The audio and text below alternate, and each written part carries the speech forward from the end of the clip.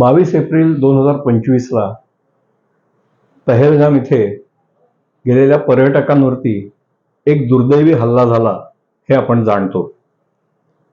त्या पर्यटकांना त्यांचा धर्म विचारून त्यांच्या आईसमोर, बहिणीसमोर किंवा पत्नीसमोर गोळ्या घालून ठार मारण्यात आलं. त्याविरुद्ध संपूर्ण भारताचं वातावरण ढवळून निघालं. सकल हिंदू समाजाने मोर्चे काढले. बऱ्याच ठिकाणी मुस्लिमांनीही त्या विरोधात आवाज उठवला आणि बिहारमध्ये एका सभेमध्ये त्यावेळी भाषण करताना माननीय पंतप्रधान नरेंद्र मोदी असं म्हणाले की हा पहलगाम मध्ये झालेला हल्ला भारताच्या आत्म्यावर झालेला हल्ला आहे आणि ह्याचा बदला नक्की घेण्यात येईल. 140 कोटी जनतेची ताकद काय आहे ही बदला घेऊन नक्की दाखवण्यात येईल. अब आतंकियों की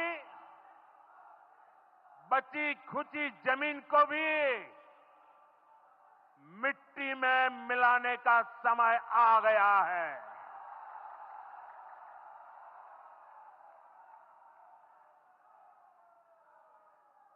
एक सौ चालीस करोड़ भारतीयों की इच्छा शक्ति अब आतंकी आकाओं की कमर तोड़ कर रहेगी.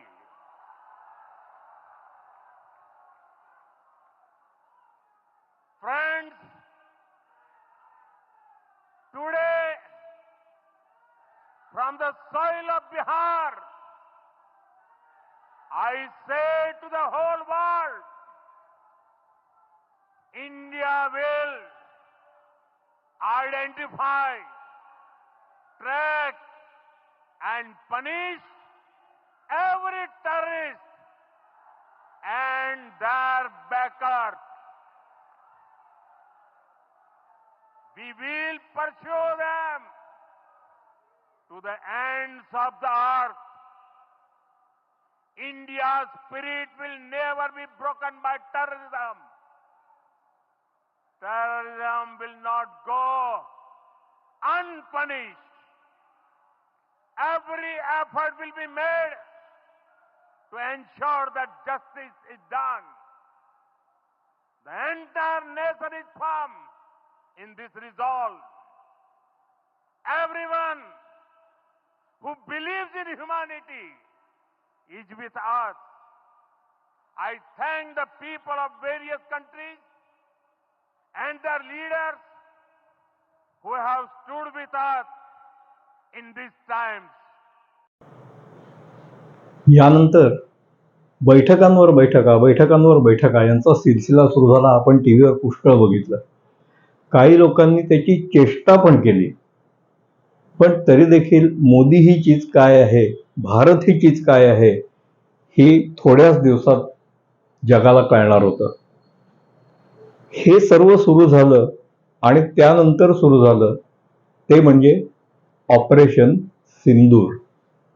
ऑपरेशन सिंदूर बद्दल सुद्धा ज्यावेळी सिंदूर हे नाव दिलं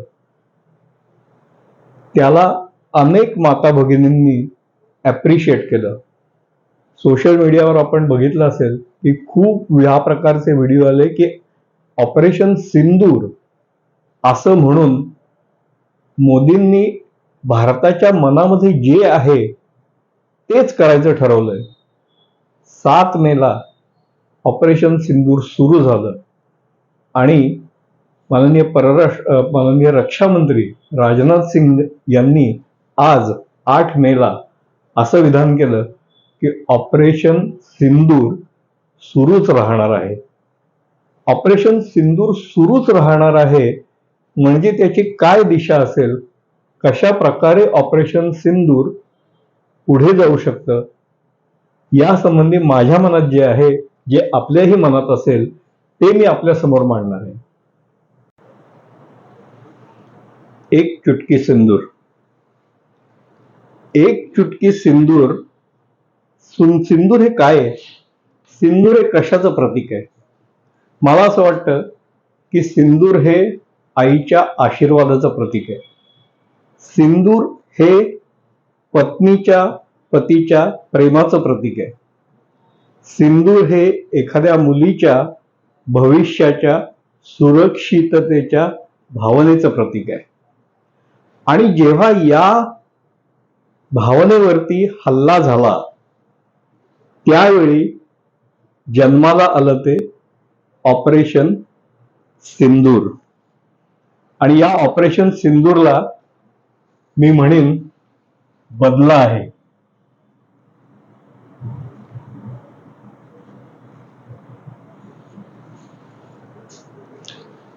पण ऑपरेशन सिंदूर मध्ये अतिरेकी आणि अतिरेक्यांचे आका इनको मिट्टी में मिला देंगे असं जे माननीय पंतप्रधानांनी म्हटलेलं आहे, त्याच्या पुढच्या पायऱ्या कशा असाव्यात, काय झालं तर आपल्याला आवडेल, असा ज्यावेळी माझ्या मनात विचार आला त्यावेळी मला जे वाटलं ते मी आता आपल्याशी शेअर करतोय. हे कदाचित पुढच्या 2 वर्षात होईल, 5 वर्षात होईल, 10 वर्षात होईल, 15 वर्षात होईल, 25 वर्षात होईल, माहित नाही. पण असं झालं तर आपल्याला प्रत्येकाला आवडेल. म्हणजे ऑपरेशन सिंदूर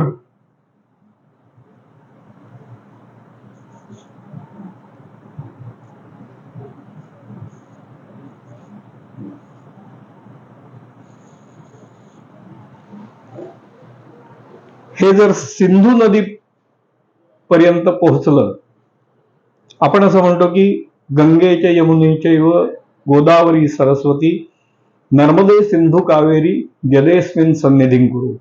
अनादिकालापासून भारताच्या आत्म्याचा जो विषय आहे त्याच्यामध्ये सिंधूचं महत्व हे अधोरेखित करावं लागेल.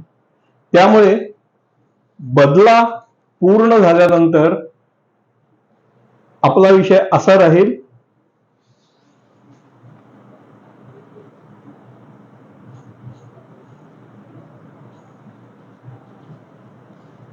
आपली परंपरा.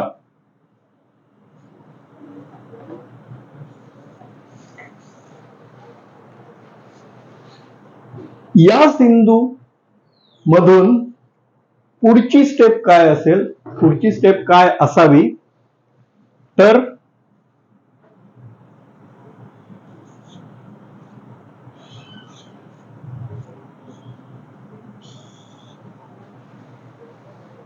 सिंध, पंजाब, सिंध, गुजरात, मराठा, द्राविड, उत्कल, बंग असं आपण जनगणामध्ये आपल्या जे वर्णन करतो, आपल्या राष्ट्रगीताने आपल्याला जे सांगितलेलं आहे ते म्हणजे पंजाब, सिंध, गुजरात, मराठा.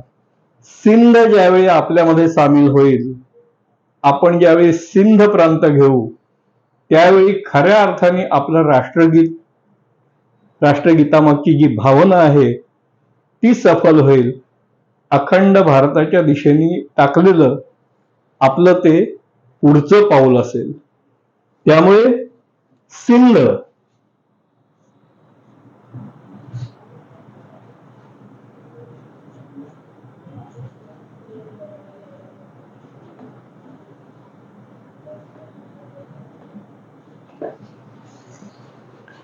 आणि मला वाटतंय या पायऱ्या होण्यासाठी एक शेवटची पायरी आपल्याला घ्यावी लागेल.